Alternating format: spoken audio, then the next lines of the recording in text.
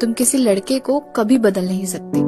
कितना भी पागलों वाला प्यार कर लो, रो लो, गिड़गिड़ा लो, उसके सामने गुस्सा कर लो, समझा लो, कितनी भी कोशिश कर लो, वो तब तक नहीं समझ सकता जब तक वो खुद ना चाहे।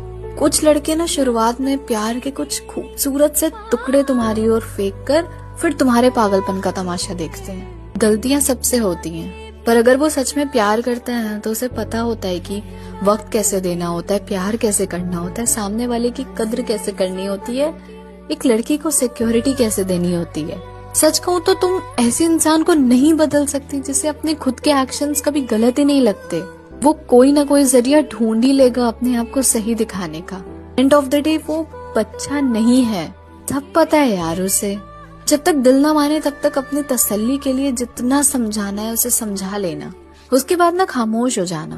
और अगर खामोशी से भी फर्क नहीं पड़ा उसे तो वहाँ कोई प्यार नहीं।